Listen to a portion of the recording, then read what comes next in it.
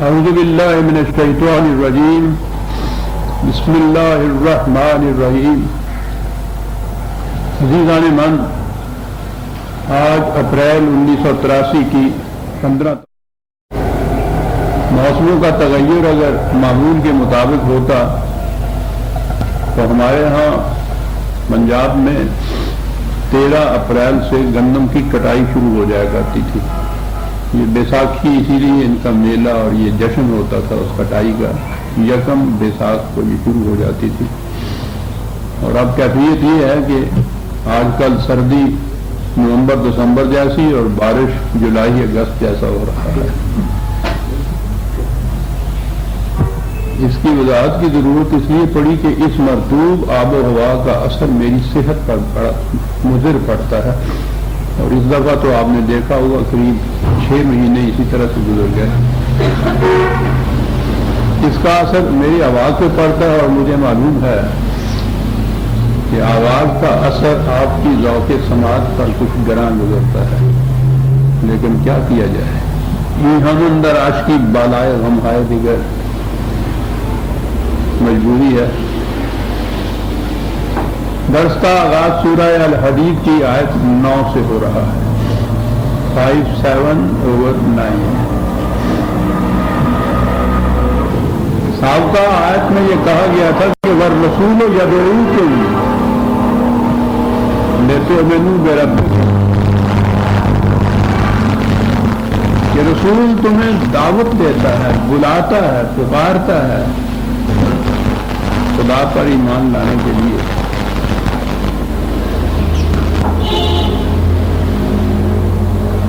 خدا کا تصور تو جیسا کہ آپ کو معلوم ہے ایبسٹریکٹ ہے، مجرد ہے، غیر محسوس ہے.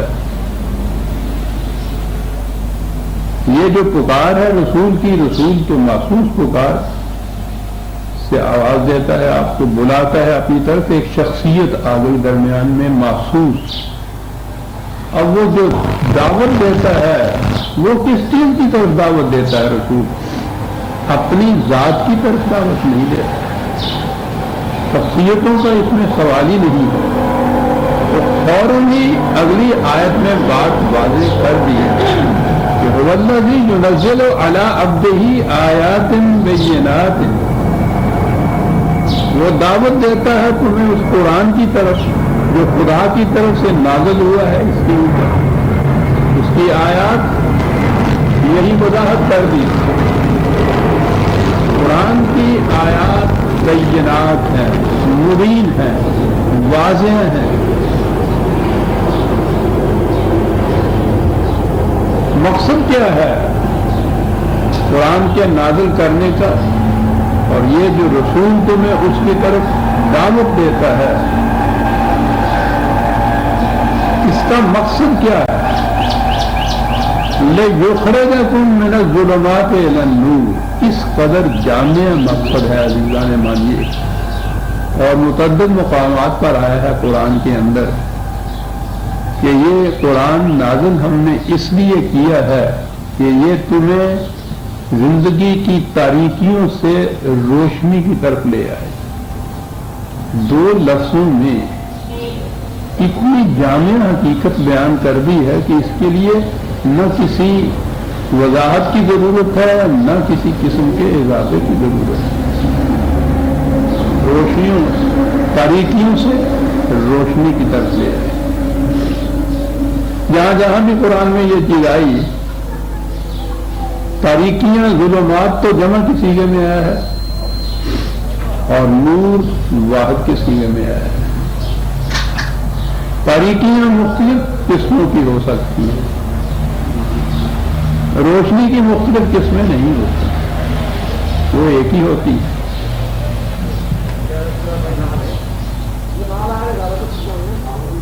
غلط جواب کئی ہوتے ہیں، صحیح جواب ایک ہی ہوتا ہے. تو پہلی چیز جو ہے جس کی طرف یہ دعوت ہے وہ تمہیں مختلف اختلافات سے نکال کر ایک مرکز پر لاتا ہے، اور وہ مرکز ہے یہ النور جسے کہا گیا ہے.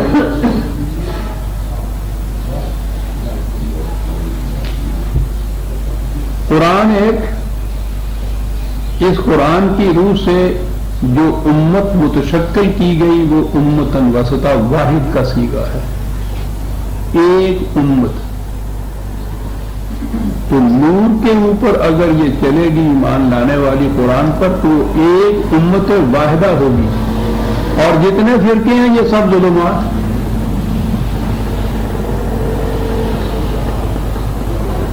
یہ اگر نور ہوتے تو جمع کا صیغہ ان کے لیے نہ آتا، فرقے ہیں یہ۔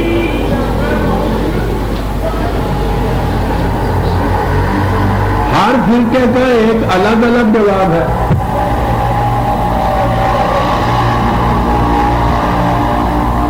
سوچیے تو صحیح کہ کیا ان کا رسول ایک ہے؟ قرآن تو ان کے ہاں ہے ہی نہیں۔ قرآن آئے تو فرقہ نہیں رہتا، فرقے کو قرآن شرک کہتا ہے۔ شرک کیوں کہتا ہے؟ ہر فرقے کا جو جواب ہوتا ہے اس سوال کا وہ الگ ہوتا ہے، مختلف ہوتا ہے، تو ایک سے زیادہ جواب جب ہوں گے تو شرک ہو جائے گا۔ توحید تو یہ ہوگی کہ ایک ہی جواب ہوگا۔ اب یہ منسوخ کرتے ہیں اپنے ان جوابات کو، یعنی وہ ہمیں جس کے اوپر یہ چل رہے ہیں رسول اللہ کی طرف، تو عجیب بات ہوگی کہ ان کا رسول بھی ایک نہیں ہے۔ ذرا سوچیے تو صحیح۔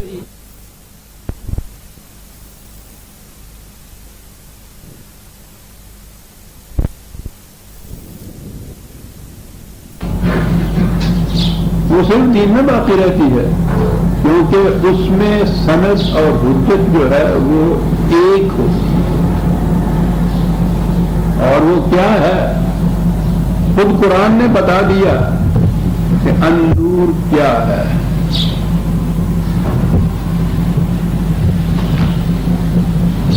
اہم آیت ہے 64/8 6/4 اور مقامات پہ بھی ہے، لیکن میں ایک ہی آیت تک کرتا ہوں۔ فآمنوا باللہ ورسولہ والنور الذی انزلنا۔ قرآن کو خدا نے النور کہا ہے، بس یہ ہے النور، باقی سب ظلمات ہیں۔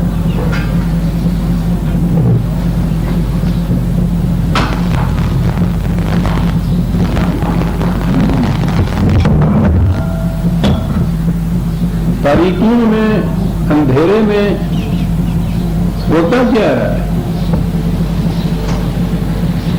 وہم ہوتا ہے، قیاس ہوتا ہے، گمان ہوتا ہے۔ اندھیرے میں معلوم نہیں ہو سکتا یقینی طور پر کہ یہ رسی ہے یا یہ سانپ ہے۔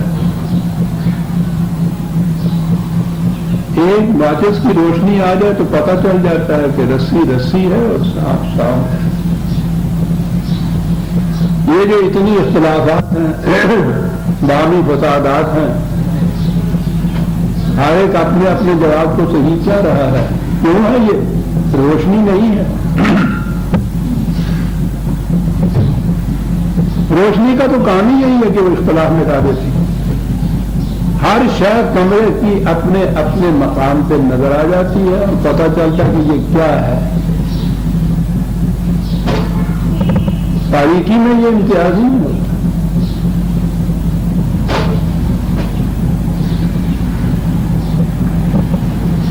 سب سے بڑا کام جو قرآن کرتا ہے وہ انسان کو انسانوں کی محکومیت سے چھڑا دیتا ہے۔ بڑی وضاحت کی ہے قرآن نے خود سورہ ابراہیم 14 سورہ 1 کو۔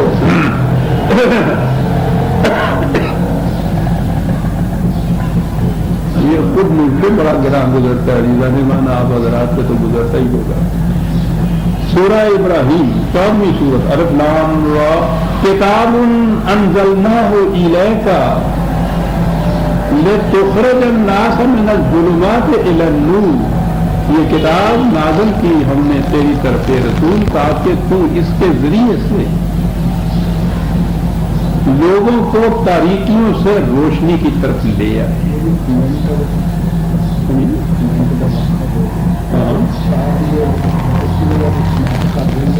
وہ ٹھیک ہے، وہ ٹھیک ہے کہ کر لیجیے، وہ ذرا سا کہیں نقص پیدا ہوا ہے وہ ٹھیک کر رہے ہیں، وہ تو ٹھیک ہے۔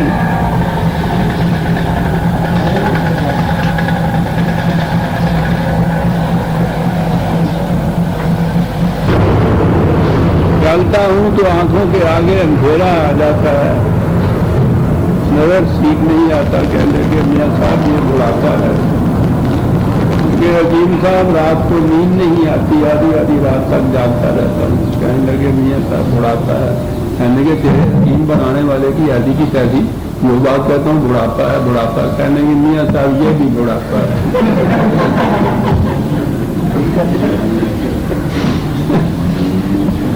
تو اس بڑھاپے کے اثرات اتنے ہوتے ہیں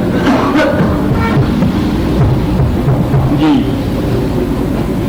کتاب انزلناہ الیک لتخرج الناس من الظلمات الی النور، کیا الفاظ ہیں، ظلمات سے نور کی طرف لے جائے۔ اور اس کے بعد بتایا کہ یہ بات یوں ایبسٹریکٹ سی، مجرد سی، غیر محسوس سی نہیں ہے، فوراً ایک تاریخی شہادت سامنے لائے، محسوس بری کہ بات سمجھ میں آ جائے کہ ظلمات کسے کہتے ہیں اور نور کی طرف کیسے لایا جاتا ہے۔ وَلَقَدْ أَرْسَلْنَا مُوسَىٰ بِآيَاتِنَا أَنْ أَخْرِجْ قَوْمَكَ مِنَ الظُّلُمَاتِ إِلَى النُّورِ،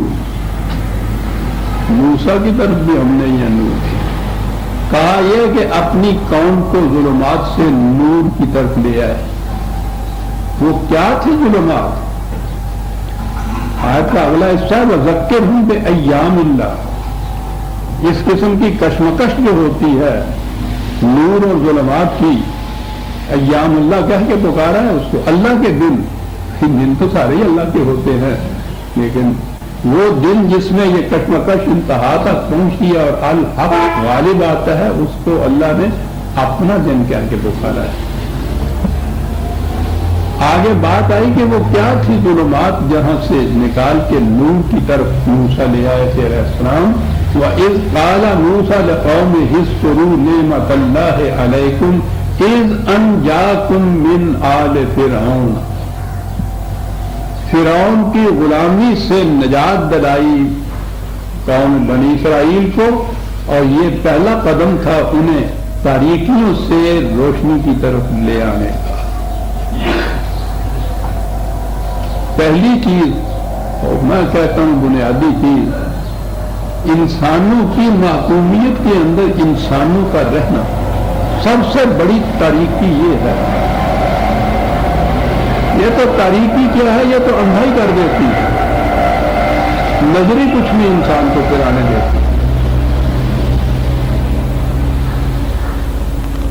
پہلی چیز یہ گنائی کہ یہ کیا ہے ظلمات، اس میں سے یہ تاریکی جو ہے،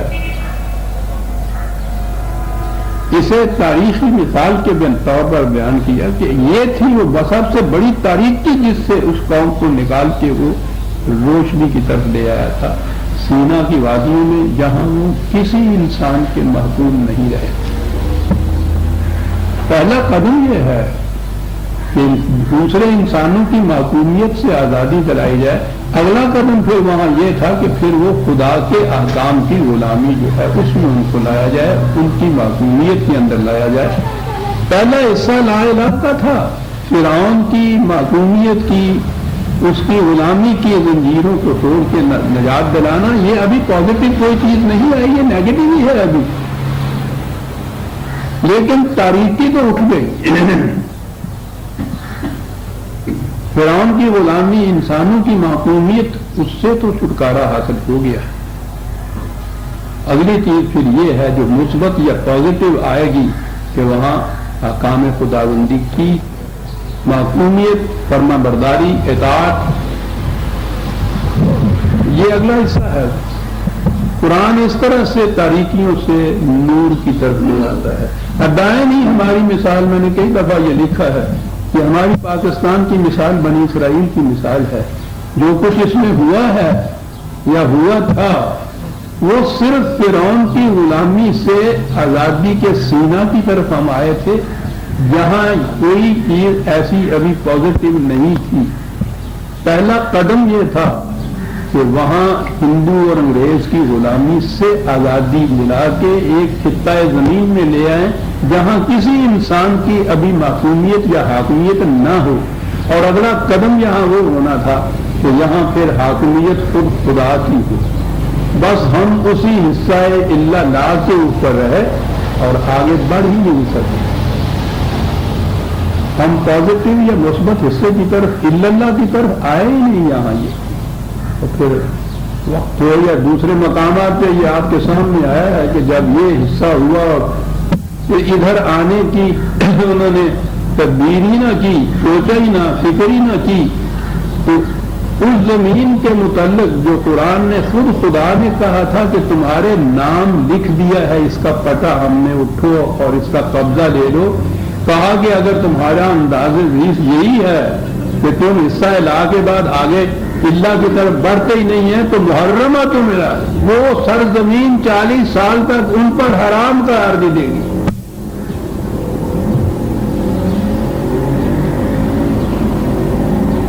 ڈرتا ہوں عزیزان من، ہزار تیرہ دستاں سخت ہیں، فطرت کی تعبیر ہے، وہ کسی کی رعایت نہیں کرتا. اس کا قانون جو ہے وہ حصہ لا کے اندر کوئی قوم بھی زیادہ عرصے تک رہ ہی نہیں سکتی. یہ خلا ہوتا ہے، یہ ویکیوم ہوتا ہے. سانس لینے کے لیے تو ہوا کی ضرورت ہوتی ہے. پہلا قدم یہ تھا کہ وہ جو غیر خداوندی قوتوں کی غلامی تھی اس سے نجات دلانا. اگلا قدم اللہ کا ہے کہ پھر خدا کے احکام کی اطاعت کرنا. یہ نہ کیا جائے تو اس حالت میں ابدی طور پر کوئی قوم نہیں رہ سکتی. اسی لیے خدا نے کہا کہ حرام کر دیا ان کے اوپر. ہم نے اس زمین کو جس کا پٹا ان کے نام لکھ کے دے دیا تھا. ہم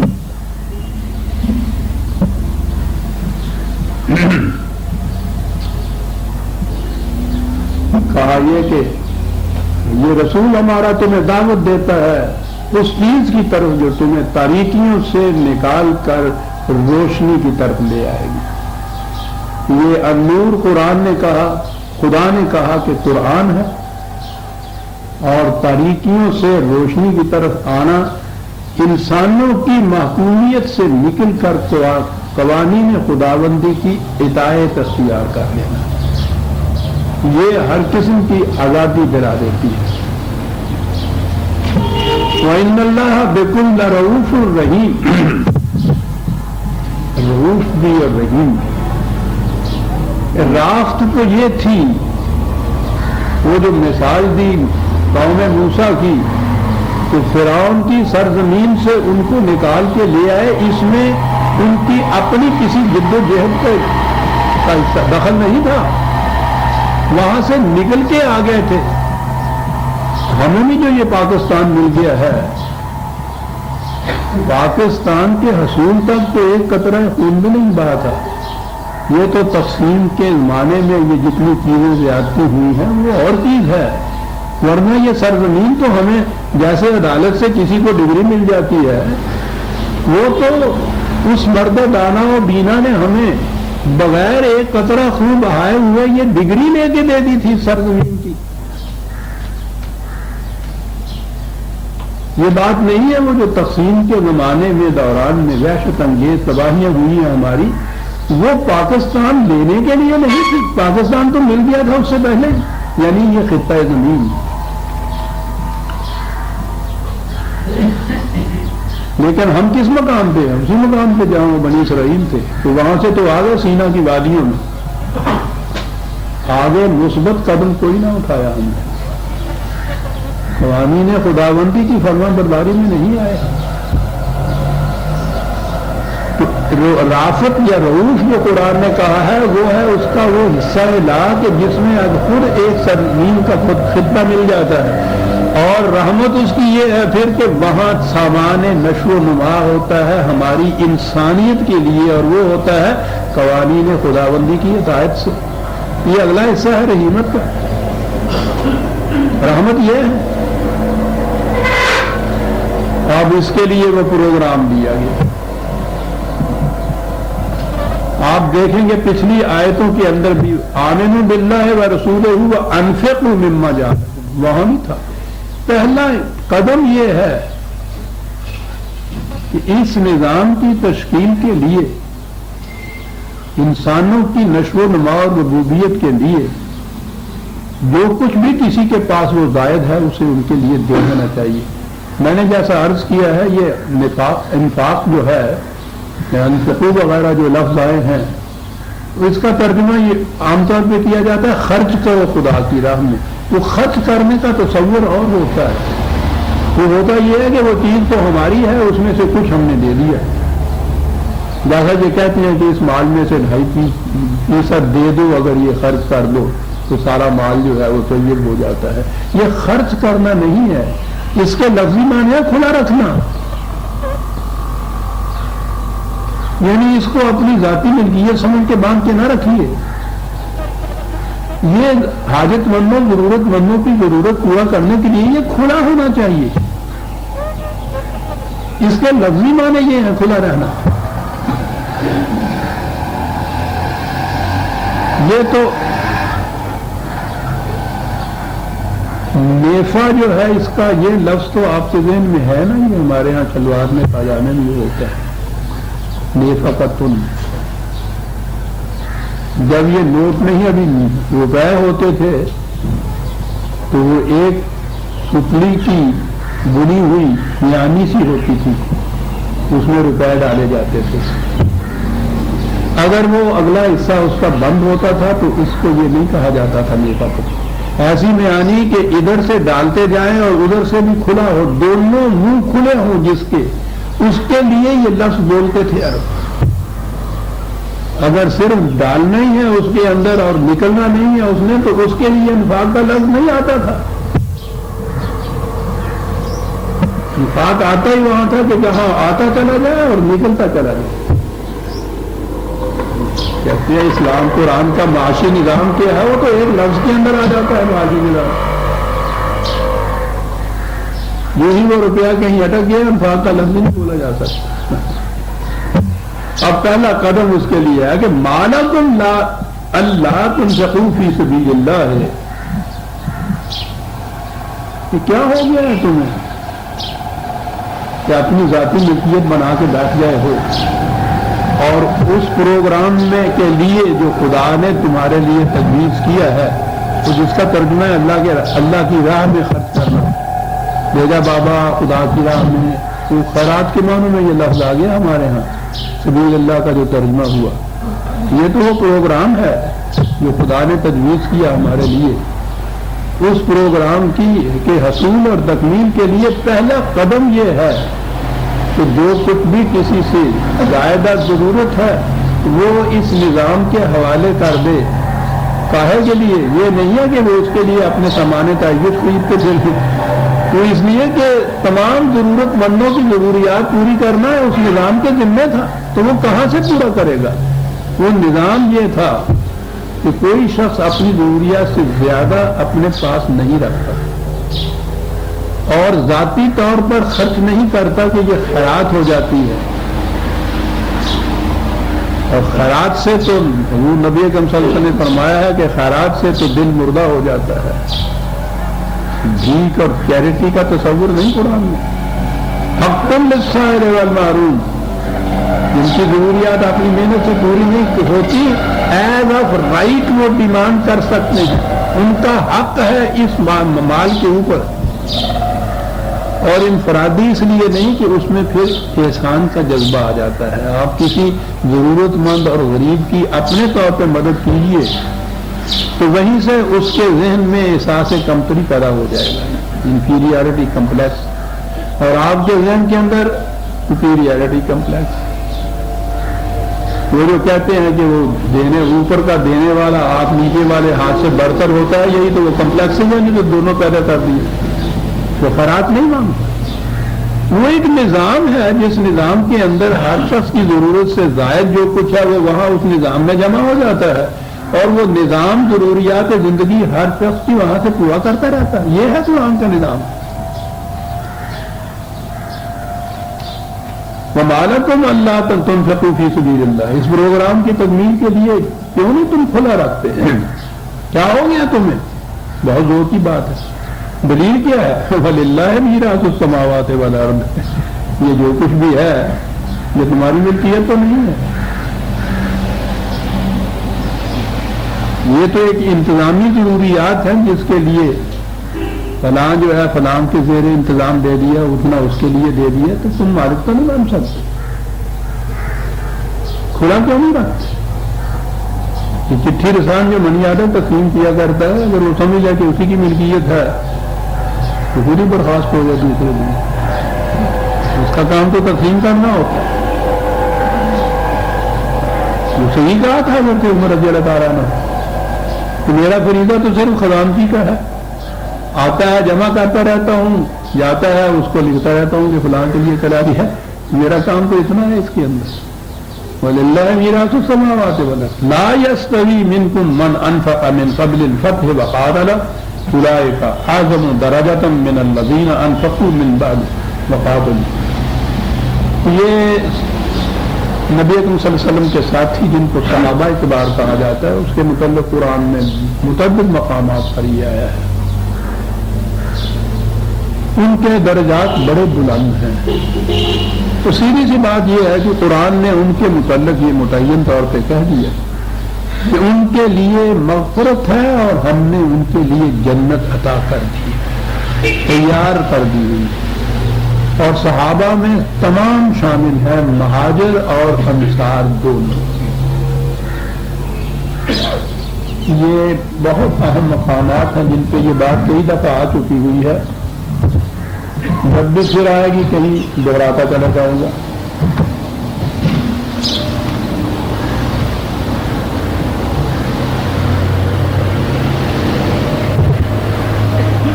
مہاجر اور انصار دونوں کو یکجا جمع کر دیا. 8 جگہ 74. والذین آمنوا وہاجروا وجاہدوا فی سبیل اللہ والذین آووا ونصروا، وہ کہ جنہوں نے ہجرت کی، جہاد کیا خدا کے اس پروگرام کی تکمیل کے لیے، اور وہ جنہوں نے ان لوگوں کو پناہ دی، مدد کی، یہ انصار کہلاتے ہیں، وہ مہاجر کہلاتے تھے. دونوں کو یہاں دونوں کا ذکر کر دیجیے.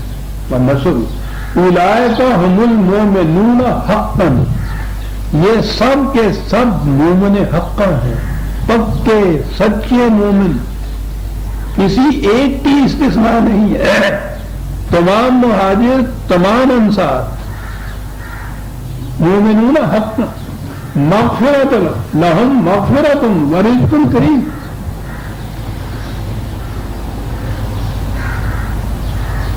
قرآن کی روح سے کسی ایک میں فرق نہیں کیا جا سکتا. عزیزان ایمان، اب یہ رہا کہ ہوا یہ تھا کہ کچھ تو وہ تھے کہ جنہوں نے السابقون الاولون پائلٹ سے پہل کی، بڑی مصیبتیں، مسائل، تکالیف، مشقتیں، ان میں بھی انہوں نے ہجرت کی، ان میں بھی انہوں نے جہاد کیے. کچھ وہ تھے جو بعد میں انسان کیے. قرآن نے یہ تو کہا ہے، سیدھی بات ہے کہ وہ جنہوں نے اس زمانے میں یہ کچھ کیا کہ جب ایثار ہی ایثار تھا، قربانیاں ہی قربانیاں تھیں،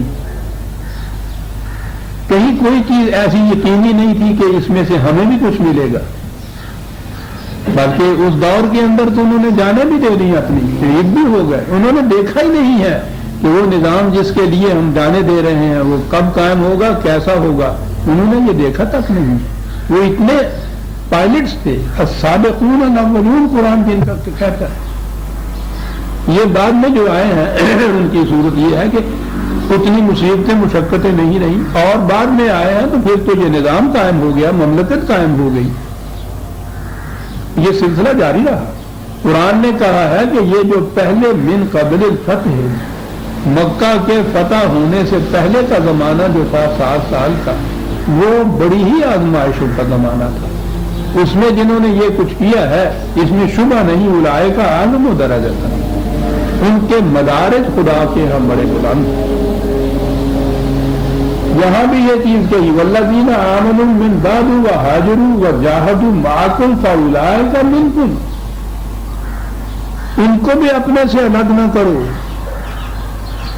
وہ بھی سب تم میں سے ہی ہے. فرق یہ قرآن نے کہا ہے کہ وہ جو پہلے جنہوں نے یہ کیا ان کے ایثار اور قربانی کے لحاظ سے ان کے درجات خدا کے ہاں بلند ہے، ورنہ وَكُلًّا وَعَدَ اللَّهُ الْحُسْنَىٰ، ان سب کے لیے خدا کے وعدے بہترین، ایک ایک کے لیے. تم ان میں فرق نہیں کر سکتے. خدا کے ہیں ان کے درجات میں جو فرق ہے، اور وہ ہونا چاہیے تھا۔ ایک وہ ہے جو بنیاد کی اینٹیں باندھتی ہیں، جن کے سر پہ ساری عمارت کا بوجھ ہوتا ہے، اور وہ کبھی ابھر کے اپنے آپ کو دکھا بھی نہیں سکتی کہ ہم کہاں ہیں، ٹھیک ہے، لیکن کہا کہ یہ درجات ہمارے نزدیک ہیں، تمہارے نزدیک جو کچھ ہے وہ سمجھ لو کہ وَكُلًّا وَعَدَ اللَّهُ الْحُسْنَى، ان سب کے لیے خدا کے بہترین حسین وعدے ہر ایک کے لیے مغفرت ہے، وہ جنت ہے، ان سب کے لیے ہم نے دی۔ وَاللَّهُ بِمَا تَعْمَلُونَ خَبِيرٌ، اور ہم جانتے ہیں، یہ تم پہ نہیں ہم نے چھوڑا کہ تم فیصلے کرو کہ یہ جنتی ہے، یہ جہنمی ہے، اس کا درجہ بلند ہے، اس کا درجہ پست ہے، ہم کیا کرنے والے ہیں، تم کون ہو یہ کرنے والے۔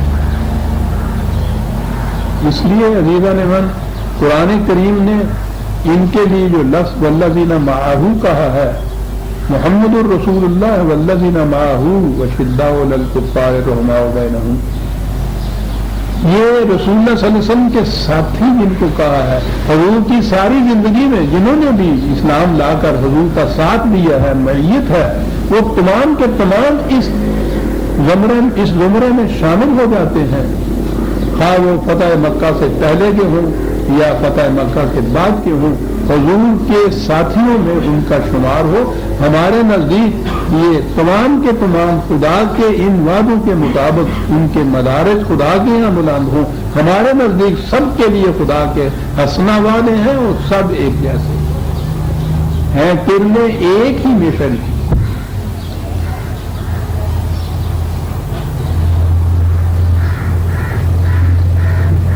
کہا یہ جو تم دیتے ہو بظاہر تو نظر آتا ہے کہ دیا تم نے اپنے ہاتھ سے، گیا یہ من ذا الذی یقرض اللہ قرضا حسنا، یعنی خدا اس کو اپنے ذمہ قرض قرار دیتا ہے۔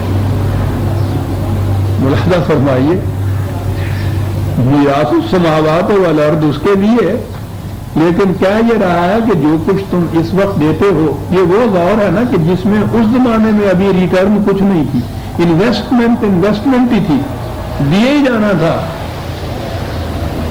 کہا یہ دیے جا رہے ہو ٹھیک ہے، اس کاروبار میں ابھی تو کوئی ریٹرن نہیں ہو رہی، لیکن یہ جو تم دے رہے ہو یہ نہ سمجھو کہ یہ گیا، خدا مقروض ہے تمہارا۔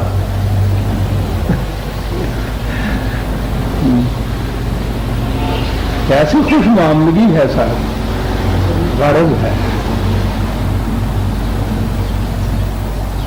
اور اگر اس کے گہرے معنی میں جائیے، قرض کے بھی بڑی عجیب چیز ہے۔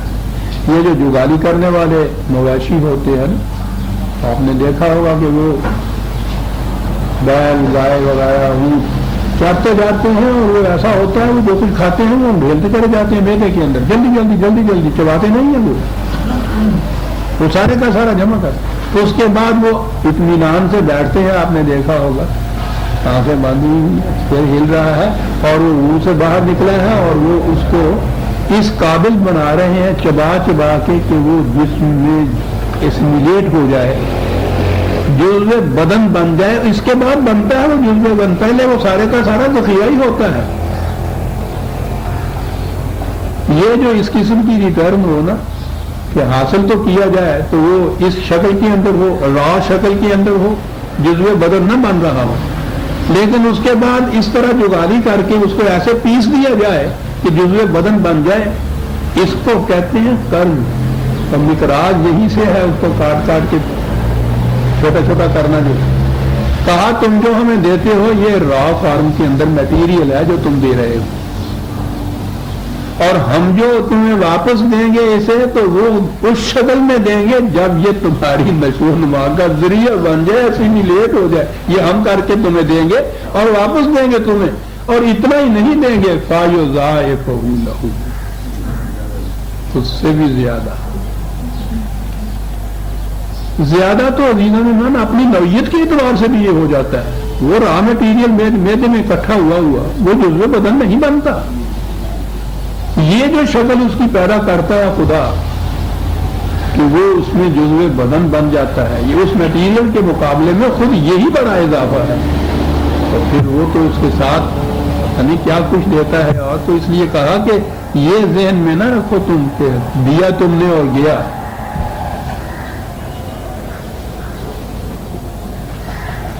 یضاعف لہ وَلَهُ أَجْرٌ کریم، یہ ہے چیز جو اس کا بدلہ ہم دیتے ہیں ریٹرن میں. یہ تو دیں ہی گے، لیکن یہ جو تم نے ایثار کیا تھا اس زمانے میں جب ابھی کوئی ایسی چیز سامنے نہیں تھی، تو یہ واپس بھی مل جائے گا ہمیں، اور ملے گا تو پھر کچھ ساتھ لے کے بھی آئے گا. تم نے ہمارے وعدے پہ یقین کیا، تمہارے اس بھروسے اور یقین کے بدلے میں ہمارے ہاں تمہارا مقام بہت بلند ہو. تم نے ہم پہ اعتماد کیا. اجر کریم. من ذا الذی یقرض اللہ قرضا حسنا فیضاعف لہ ولہ اجر کریم. یوم تری المؤمنین والمؤمنات یسعی نورہم بین ایدیہم وبایمانہم.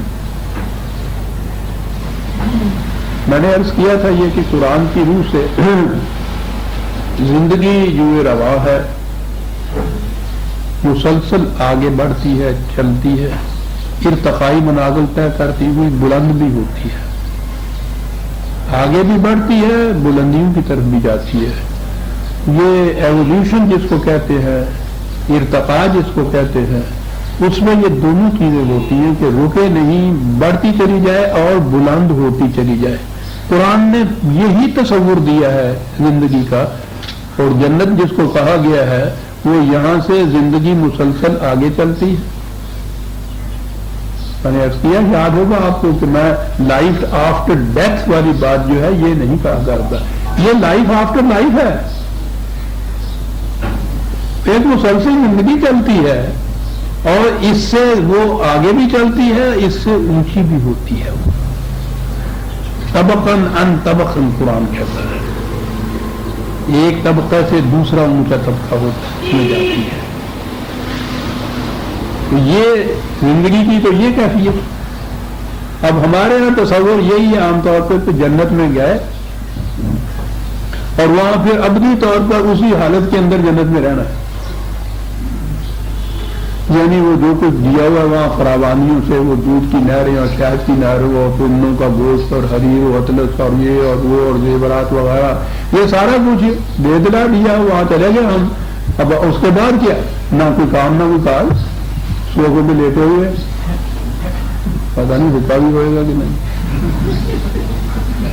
ہاں جی، تصور یہ ہے کہ بس کام کاج والی بات ختم. کتنے دن خوش ہو سکتے تم اس زندگی کے اندر؟ 3-4 دن ہیٹوں پر مرغی کھانی پڑے نا، زندگی متاثر ہو جاتی ہے. اور کہنا کہ تم دال یا ساگ بھی لیا.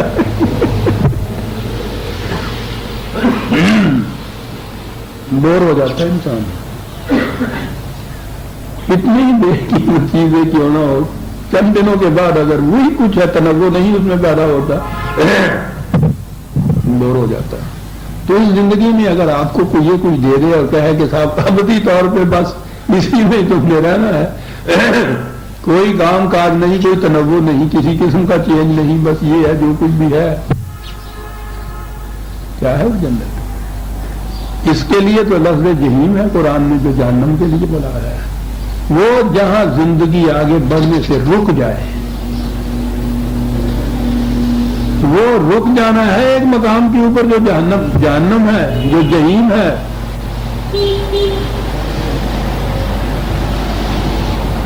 جنت میں تو قرآن کریم نے کہا ہے یہاں صراط مستقیم کا ہے، وہ صراط الحمید کہا ہے.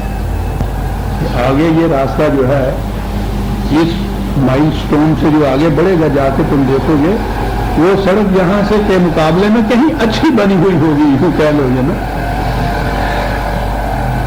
اور اس میں کیفیت یہ ہے، یہ ایک لفظ کہ وہاں مومن مرد اور مومنات خاص طور پہ یہ کہا ہے. پتا تھا اس خدا کو کہ ہم نے ان مومنات کے متعلق کیا کہنا ہے، اس نے ساتھ ہی لگا دیا، مومن مرد اور مومن عورتیں. کیا بات ہے سر، آگے بڑھیں گی. اور مانگی ہوئی روشنی نہیں ہوگی کہ جس سے پھر وہ راستہ طے کرے گی.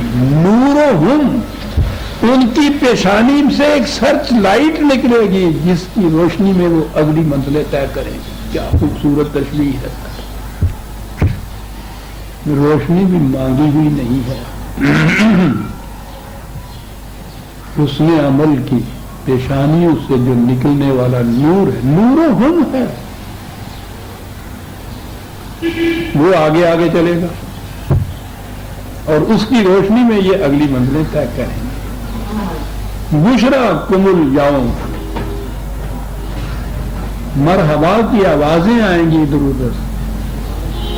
تمہارے لیے خوشخبری آج کے دن کی، اس دور میں تمہارے لیے بڑی خوشخبری ہے. مجدہ جا فضا ہے، یعنی عجیب بات ہے. قرآن نے یہ نہیں کہا کہ کس کی طرف سے یہ آواز آئے گی.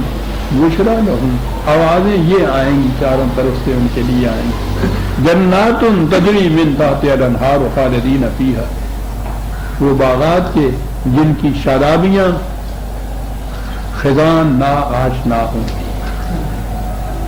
کبھی وہ افسردہ اور پیوردہ نہیں ہوں گی. اور وہ ایک ہی مثال سے بات پیدا کر دی کہ جس باغ کو رواں پانی ملتا رہے اس کے پودے خشک نہیں ہوا کرتے. وہاں بھی یہ رواں پانی ہے. جہاں بھی آپ دیکھیں گے تجری من تحت الانہار، جاری پانی جسے آپ کہتے ہیں، پانی بھی وہ رکا ہوا نہیں ہے، آگے چلے گا. تجری من تحت الانہار خالدین فیہا. اور یہ ذالک کا حول فوز العظیم. ایک ایک لفظ عجیب و غریب آ جاتا ہے. سب مذہب میں تصور نجات کا ہے. نجات یہ ہے کہ صبح اٹھے تھے اچھے بھلے، 10 بجے کے قریب سردی لگی، ٹھنڈ لگی، انفیکشن ہوئی، بخار ہو گیا. بخار رہا اور اس کے بعد اس کا علاج کیا، محنت کی، شام کو ٹیمپریچر پھر نارمل ہو گیا. صبح میں اور اس شام میں فرق کیا پڑا؟ درمیان میں ایک تکلیف آئی اور اس کے بعد ایز یو ور ہو گئے پھر آپ، یعنی وہی یہ ٹیمپریچر صبح تھا شام کو بھی ہو گیا. کمایا کیا ہے اس میں بھی آپ نے؟ اس کا نام ہے نجات. ہر مذہب میں یہ ہے کہ انسان کسی مصیبت کے اندر پھنسا ہوا ہے. یہ جو ویدانت اور یہ تصوف آپ کا، یہ انسان کی روح مادے کی دلدل میں پھنسی ہوئی ہے، چیخ رہی ہے. اب اس دلدل سے نکل جانا جو ہے یہ ہے زندگی کا مقصد ہے. یعنی وہ پھنس گئی ہے، یہ پتہ نہیں پھنسا کس نے دیا ہے. تو کام اس کے لیے یہ رہا کہ کسی نے پھنسا دیا اور اس کو اس دلدل سے نکلنا ہے. ہندوؤں کے ہوا گاؤن کے مطابق 33 کروڑ چکر کے بعد نکلنا ہے. عیسائیوں نے کہا کہ ہر پیدائشی بچہ گناہ گار پیدا ہوتا ہے. اس گناہ کی آلائش کو دھونے کے لیے اس کو اس زندگی میں بھیجا جاتا ہے. یعنی پہلے خدا پیدا کرتا ہے اس کو گناہ کی آلائش دے کے، وہ ایک پیٹ اس کے اوپر کر دیتا ہے اور اسے کہتا ہے کہ چل جا دھو جا کے اس میں، اور کہتا یہ ہے کہ پکا یہ اتنا ہے کہ تمہارے دھونے سے دھل نہیں سکے گا. عیسائیت کا عقیدہ یہ ہے کہ انسان کے اعمال سے وہ نہیں دھل سکتا، حضرت مسیح علیہ السلام کے کفارے پر ایمان لانے سے وہ دھلتا ہے. یہ پروگرام ملاحظہ فرماؤ خدا کا، خدا حکیم کا. پیدا کرتا ہے تو ایک لاکھ لگا کے ہر بچے کو، وہ پکا اتنا ہوتا ہے کہ وہ لاکھ کچھ کرے کچھ نہیں دھل سکتا. وہ اس میں یہ ہے کہ جب خدا نے یہ دیکھا کہ اس طرح سے تو یہ سارے انسان جہنم میں چلے جائیں گے تو جنت میں کیوں نہیں دیا گا؟ پھر وہ بھی آنے آ جائے گی. کیا کیا جائے؟ اب یہ فیصلہ کر دیا کہ ان کے اعمال کے بدلے میں تو جنت مل نہیں سکتی. ایسے خود بخود یہ بھول نہیں سکتے. تو اس کے لیے باپ بیٹے نے معاذ اللہ ان کے عقیدے کے مطابق مشورہ کیا اور بیٹے نے کہا کہ افسوس کرنے کی بات نہیں ہے، آپ مجھے دنیا میں بھیج دیجیے، یہ مجھے پکڑ کے سولی پہ دے دیں گے، میرے خون کے بدلے میں آپ ان کو بخش دیجیے گا. یہ مذاہب وہ ہندو دھرم ہے وہ چکر دیے جا رہا ہے. وہ یہ ہے، یہ اس طرح سے اس کو اس نجات دلاتے ہیں اس دھبے سے۔ وہ یہودی ہے، وہ کہتے ہیں وہ تو جو بنی اسرائیل کے گھر میں پیدا ہوا اس نے تو جنت میں جانا، یا چند دنوں کے لیے یوں ہی راستے میں وہ جہنم میں چلا جائے گا، وہ اس لیے کہ ہمارے بزرگوں کو ابھی پتہ نہیں ہوگا کہ ہم جہنم میں چلے گئے، ہم چیخیں گے روئیں گے، وہ آئیں گے، وہ کاکا تو کتنے ہوگا پھر میں آ گیا پہل کر لوں تو وہ پھر لے جائیں گے سانو جنت۔ یعنی یہ دنیا کے مذاہب میں جسے سیلویشن آپ کہتے ہیں، جسے نجات کہتے ہیں، یہ تصور ہے، کچھ حاصل نہیں ہوا، ایز یو ور ہے، ہر جگہ ایز یو ور ہے۔ نجات کے معنی یہ ہے، قرآن کہتا ہے نجات میں ازالے کا ہوا الفاظ عظیم، اچیومنٹ ہے یہ بہت بڑی جو تمہیں حاصل، ایک لفظ میں عزیزہ نے من سارا تصور بدل دیا آپ کے نجات۔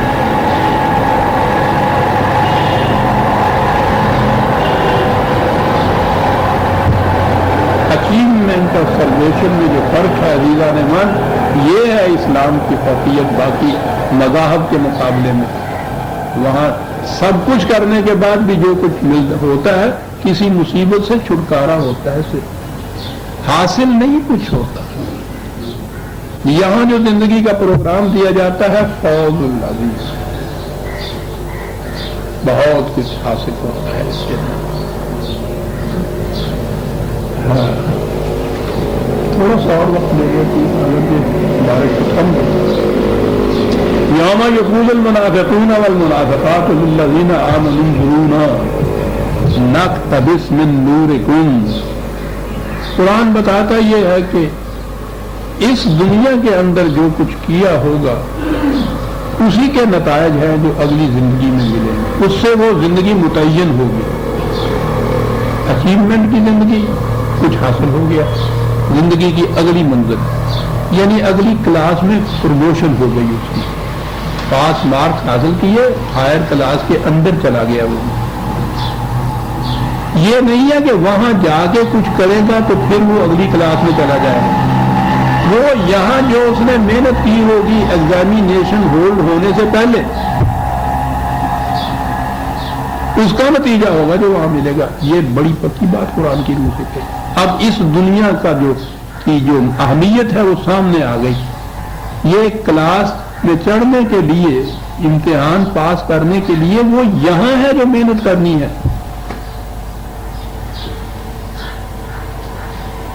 وہاں جا کے اس کلاس کی پروموشن کے لیے کچھ نہیں کرنا، وہ اگلی کلاس کی بات اور رہے گی۔ اور جس نے یہ محنت نہیں کی ہوگی وہ تو پاس نہیں ہو سکے گا، فیل ہوا۔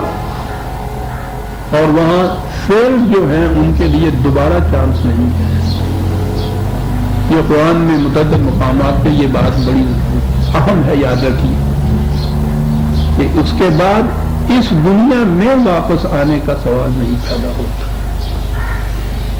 جو مر گیا ہے، مر گیا، وہ ٹھیک ہی لفظ ہے اس کے لیے، گیا، وہ واپس نہیں آ سکتا۔ یہ جو آپ کے ہاں آئے دن قصہ ہوتا ہے نا، کبھی وہ آتا ہے، اس کی روحیں آتی ہیں اور اس کی روح آئی اور اس نے آگے دروازے کھٹکھٹائے، وہ پتہ نہیں کہیں آگ لگاتی ہے کہیں یہ عام قصے مشہور ہوتے ہیں، یہ سب افسانے ہیں، کوئی روح واپس نہیں آتی۔ اور روح کیا، آپ کے ہاں تو حضرت جی جتنے بھی بڑے بڑے ہیں وہ سارے اس طرح سے آ کے اپنے مریدوں کو ملتے ہیں، باقی ملتے ہیں۔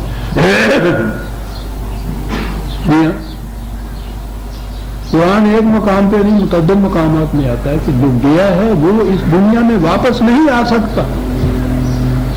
وہ انسان کی شکل میں تو ایک طرف رہا، جسے آپ روح کہتے ہیں، اس دنیا کے ساتھ اس کا معاملہ منقطع ہوا، ختم ہوا۔ وہ کہتے ہیں کہ وہ جو مر گیا ہے وہ تو اگر تم اس کو آوازیں بھی دو، مرادیں مانگو تو تمہاری سنتا ہی نہیں ہے، وہ سن سکتا ہی نہیں ہے۔ اور اس میں ہے کہ اگر بفرض محال سن بھی لیتا تو وہ تو تمہاری جواب ہی نہیں دے سکتا۔ کہا اسے تو اپنے متعلق بھی کچھ پتہ نہیں ہوتا کہ میں کب جلایا جاؤں گا، اس دنیا کے ساتھ تعلق تو ایک طرف رہا۔ وہ جو ہے نا کہ وہ حضرت صاحب آئے اور ہماری کشتی پھنس گئی ہوئی تھی، نکل نہیں رہی تھی اور بڑی مشکل تھی. ہم نے پھر پکارا حضرت عبد القادر جیلانی اور وہ تشریف لائے اور انہوں نے آ کے ایک ہود ماری اور وہ کشتی پار چلی گئی. ہم دیکھتے ہی رہ گئے کہ معلوم ہوا کہ وہ حضرت صاحب تھے جو تشریف لائے تھے. سب افسانے ہیں، افسانے بھی نہیں ہیں، قرآن کے خلاف ہے یہ تصور. عزیزان کوئی واپس نہیں آتا. کہا کہ وہاں جانے کے بہانے کے بعد مومنین کی تو یہ کیفیت ہوگی تو وہ آگے بڑھتے چلے جائیں گے سب کچھ. یہ منافقین جو تھے جو بظاہر مومنوں کے ساتھ رہتے تھے اندر سے ان کے خلاف تھے، وہاں یہ ان سے کہیں گے کہ بھئی ہم تو بالکل تاریکی میں ہیں، اپنی اس روشنی میں سے کچھ تھوڑا سا حصہ ہمیں بھی دو.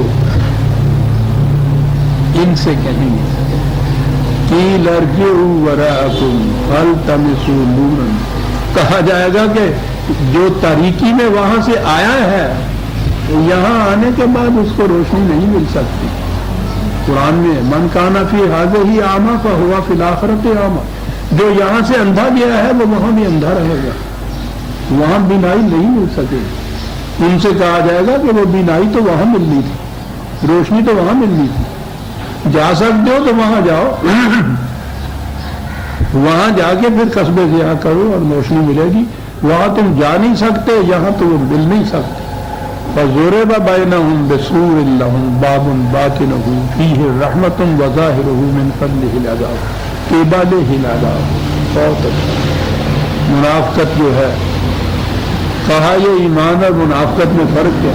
وہ ایک خفیف سا پردہ ہوتا ہے، ادروائز وہ منافق بھی بالکل شکل و شباہت رہن سہن معاشرے میں مومنی نظر آتا ہے، بس وہ سینے کے اندر ایک چیز ہوتی ہے.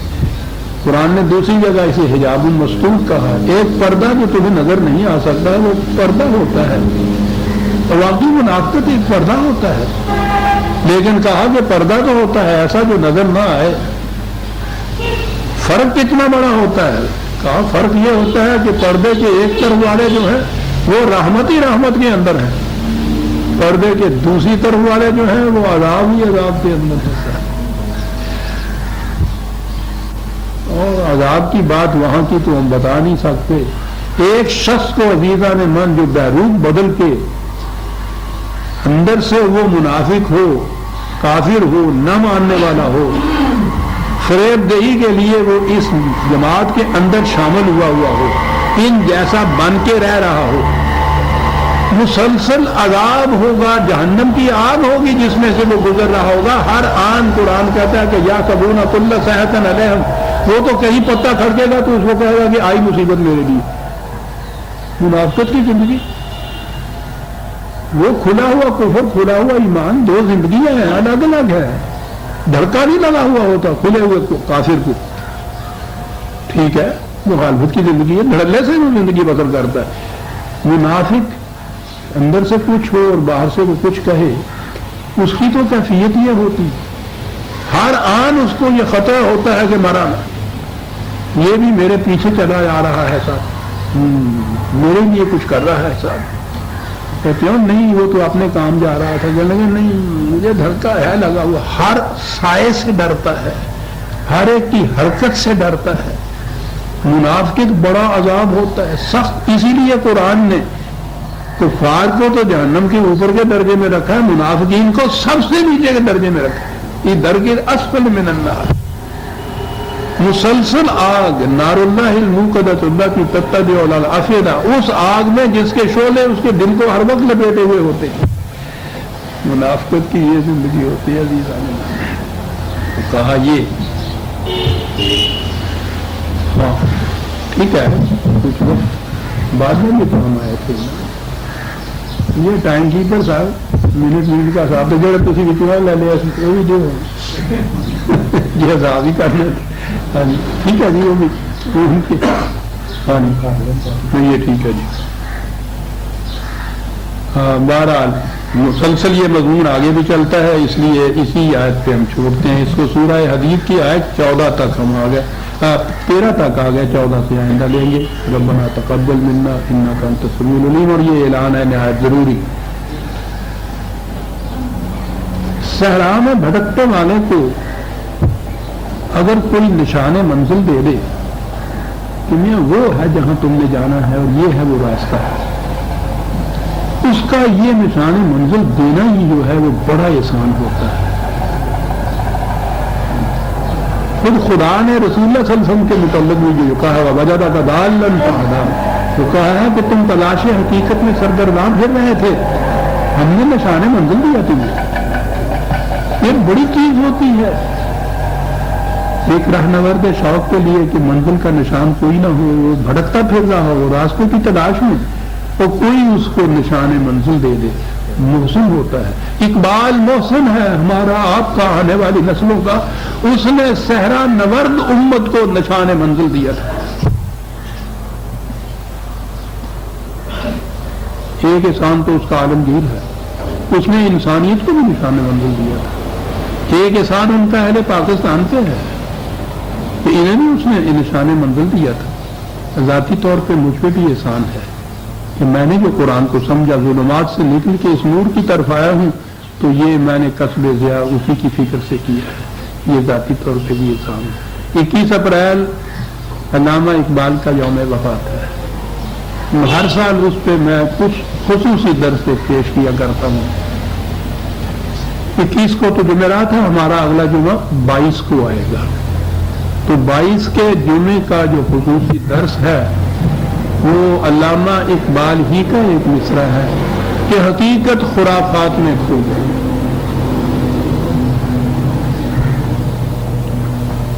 بڑا جامعہ ہے جو کچھ وہ کیا گیا، حقیقت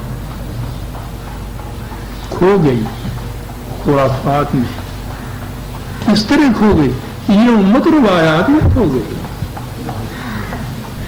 میں نے اس دفعہ کا جو درس کا عنوان ہے وہ یہی رکھا ہے کہ حقیقت خرافات میں کھو گئی۔ اس طرح کھو گئی، کون چھین کے لے گیا، یہ میں واضح کروں گا۔ اگلا جمعہ 22 تاریخ یہی 9 بجے کا وقت اسی جگہ تسلسل کے درس کی بجائے یہ خصوصی درس ہوگا۔ یہ چھپے ہوئے کارڈ ہیں، آج بارش کی وجہ سے احباب کم آئے ہیں، باہر سے یہ کارڈ زیادہ سے زیادہ لے جائیے اور وہ اپنے حلقے کے اندر جن لوگوں کو اس سے دلچسپی ہو ان تک پہنچا دیجیے، اور جو ابھی تک تلاش حقیقت میں سرگرداں ہے اگر وہ اس کا شوق رکھتے ہوں تو ان کو ساتھ بھی لے آئیے گا۔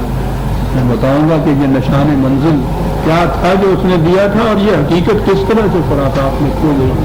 شکریہ۔ بہر لانا بھی ضروری ہوگی، سنتے جائیں۔